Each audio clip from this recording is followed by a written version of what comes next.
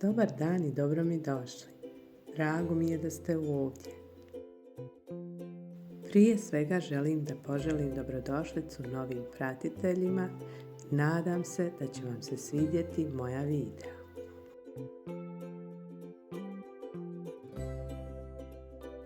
Ako voliš tulumbe koje su savršeno hrskave svana, a mekane iznutra i pune agde, ovaj recept je za tebe.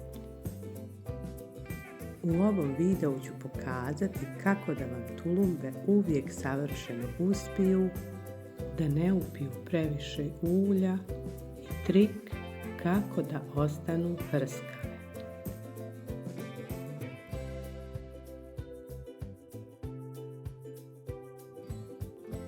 Pogledajte kako izgledaju, sjajne i hrskave svana, a savršeno sočne iznutra.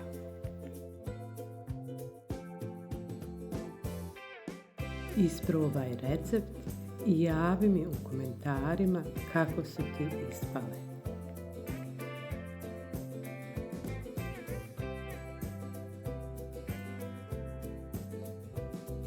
Da bi tulumbe bile hrskave izvana, a sočne iznutra, prvo pripremamo agdu jer mora potpuno da se ohladi.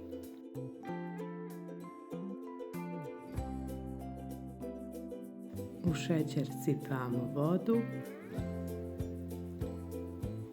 dodamo sok od pola limuna i vanilin šećer. Zatim šerpu stavljamo na šporet da provri. Kada agda provri, kuhamo oko 5 minuta i sklonimo sa šporeta.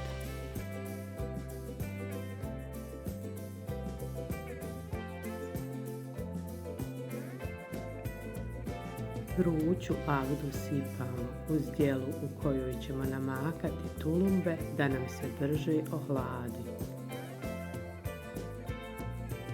Dok nam se agda hladi, pripremamo tijesto. Možete koristiti istu šerpu u kojoj vam se kuhala agda.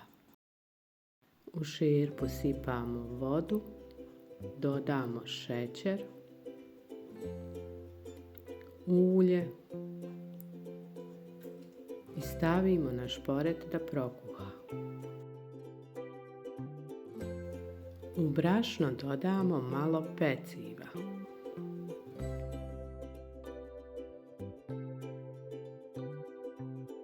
Kada nam je voda za tulumbe prokuhala, maknemo sa ringle.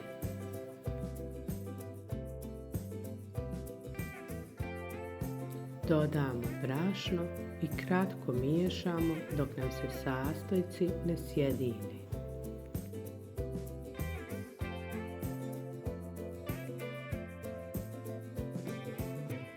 Vratimo na ringlu i kuhamo oko 30 sekundi dok se tijesto ne počne odvajati od posude.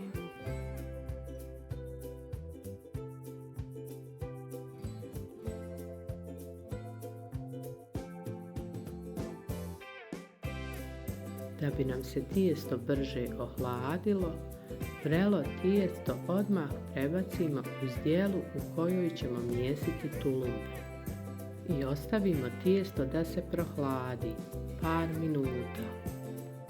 Tijesto prvo malo rukama izradimo da nam se ne stvore grudvice. Zatim u tijesto dodamo 2 komada jaja, a jedno ostavimo sa strane. Jaje koje smo ostavili sa strane kratko umutimo viljuškom.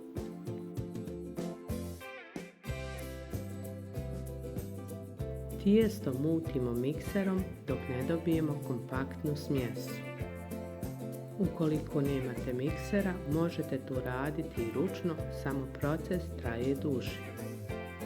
Kada su se sastojci sjedinili, dodajemo i ostatak jaja, dio po dio. Tvrdoća tijesta zavisi od vrste brašna Zato zadnji dio jaja dodajem dio po dio, tako da mi tijesto bude savršene tvrdoće. Stranice miksera povremeno očistimo da bi tijesto imalo istu konzistenciju. Tvrdoća tijesta zavisi i od veličine jaja, zato zadnji dio dodajem postepeno.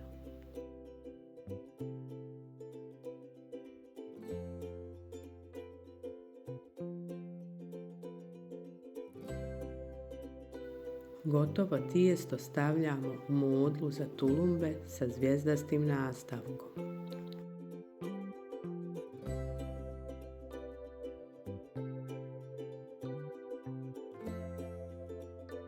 U veću šerpu sipamo ulje,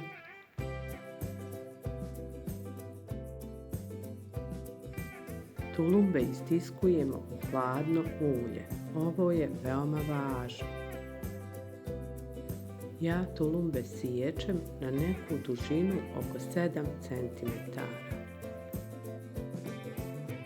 Šerpu sa tulumbama stavljamo na šporet.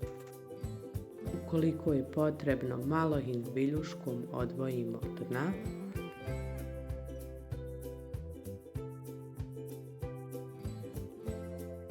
Pržimo ih na srednjoj temperaturi polako dok ne dobiju lijepu, zlatnu, smeđu boju.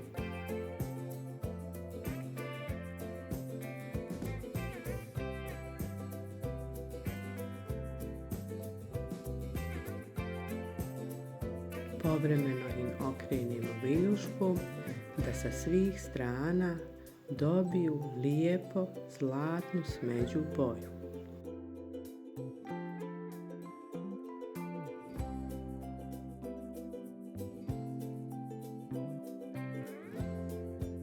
Vruće tulumbe odmah prebacimo u hladnu agdu.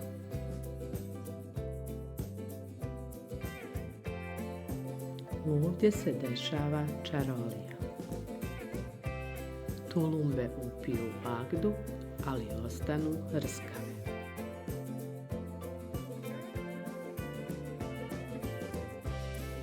Ostavimo ih nekoliko minuta u agdi, a zatim služimo. A ako ipak volite mekane tulumbe, ostavite ih u agdi par sati. One će upiti svu agdu i postaće potpuno mekane. Ako vam se recept svidio, ostavite jedan like, zapratite kanal i napišite u komentarima da li volite tulumbe više hrskave ili mekše. Vidimo se u sljedećem videu.